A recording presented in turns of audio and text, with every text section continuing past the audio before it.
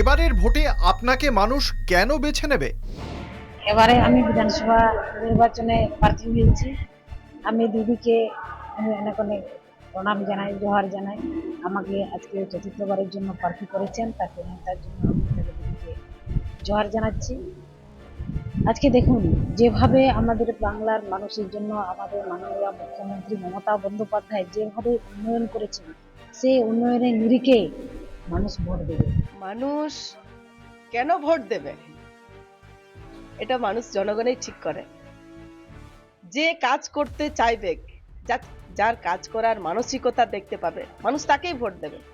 কারণ দীর্ঘদিন থেকে মানুষ বঞ্চনার শিকার হয়ে আছে, সমস্ত দিক দিয়ে এখানে বঞ্চিত আছে। আপনি হাসপাতাল বলুন, বা আপনি এখানে যে শিক্ষা বলুন, বা এখানে কর্মসংস্থান বলুন, বা রাস্তাঘাটের উন্নয়ন বলুন, সমস্ত দিক দিয়ে মানুষ বঞ্চিত হয়ে আছে। মানুষ এবার বুঝতে পেরে গেছে যে যাদেরকে ভরসা করে, যাদেরকে বিশ্বাস করে মানুষ ভোট দিয়েছিল, তাদেরকে মানুষ আর বিশ্বাস করছে না, তাদেরকে ভোট দেবে না মানুষ। এর জন্যই যারা যারা উন্নয়ন করবে তাদেরকে মানুষ ভরসা করবে। এসআইআর কি শাসকের পক্ষে যাবে নাকি বিরোধীদের পক্ষে যাবে? এখন এসআইআর যতগুলো আমাদের নাম বিচারাধীনে আছে, এখনো আমাদের চলছে। আমাদের দেখছেন, আমাদের স্বয়ং মুখ্যমন্ত্রী নিজে দেখছেন, আমাদের অফিসাররা তারাও দেখছে। শাসক দলের পক্ষে বা আমাদের পক্ষে এটা সম্পূর্ণ কি বলবো, কমিশনারের বিষয় আছে।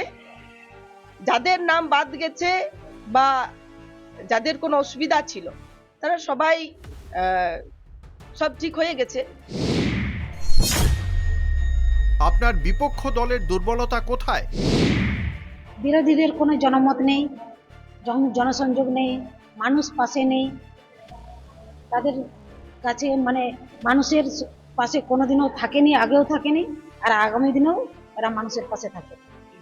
বিরোধীদের দুর্বলতা আজকে মানবাজার বিধানসভায় কি করেছে?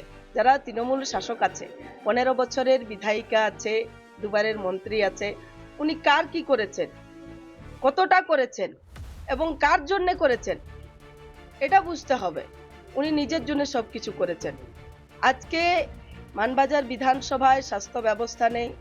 আজকে মানবাজার বিধানসভায় যে সাধারণ মানুষ চিকিৎসা থেকে বঞ্চিত আছে। আমি তো প্রত্যেকটা মানবাজার বিধানসভায় অলিতে গলিতে যাই, কিন্তু আমি তাদের সাথে, সাধারণ মানুষের সাথে কথা বলে যেটা বুঝতে পারি, যে চিকিৎসা না পেয়ে মানবাজার বিধানসভার অনেক মানুষ মারা যাচ্ছে। এটা থেকে মানুষ বঞ্চিত আছে, শিক্ষা থেকে বঞ্চিত আছে। মানুষ এবার পরিবর্তন চাইছে বর্তমান তৃণমূল সরকারকে। গত 5 বছরে এলাকার উন্নয়ন নিয়ে আপনি কি সন্তুষ্ট? আমি তো 5 বছরে উন্নয়ন করেছি, আমি তো সন্তুষ্ট হবই, এবং আমার জনগণও সন্তুষ্ট হয়েছে। উন্নয়ন উনি মুখে বলছেন উন্নয়ন, উনি বলতেই পারেন সেটা, কিন্তু বাস্তবে উনি কি উন্নয়ন করেছেন? উনি যদি বলতেন, উনি যদি উন্নয়নের কথা বলছেন, উনি যদি উন্নয়নের মাধ্যমে যদি উনি বলতেন যে আমি মানবাজার বিধানসভায় একটা সুপার স্পেশালিটি হাসপাতাল করেছি, তাহলে আমি বলতাম উনি উন্নয়ন করেছেন। উনি যদি বলতেন যে মানবাজার বিধানসভায় যে সাধারণ মানুষের বাড়িতে বাড়িতে জলের ব্যবস্থা করে দিয়েছি, যদিও কেন্দ্র সরকারের প্রকল্প, তাহলে আমি বলতাম উন্নয়ন করেছেন। উনি যদি মন্ত্রী যদি বলতেন যে আমি মানবাজার বিধানসভার যে বেহাল রাস্তাগুলো পড়ে আছে, ব্রিজগুলো ভেঙে পড়ে আছে, সেগুলো উন্নয়ন করেছে, তবু আমি বলতাম উন্নয়ন করেছেন। উনি উন্নয়ন কি করেছেন? কোনো উন্নয়ন করেননি। ওনার যে যথেষ্ট ক্ষমতা ছিল উন্নয়ন করার, কিন্তু বাস্তবে উনি কি করেছেন? সে মানুষের, মানবাজার বিধানসভার মানুষের ন্যায্য অধিকার, মৌলিক অধিকার উনি ফিরিয়ে দিতে পারেননি। মানুষের অধিকার তিনি দিতে পারেননি। এর জন্য মানুষ পরিবর্তন চাইছে। বিধায়ক নির্বাচিত হলে এই এলাকার মানুষকে আপনি কি প্রতিশ্রুতি দেবেন? আগামী দিন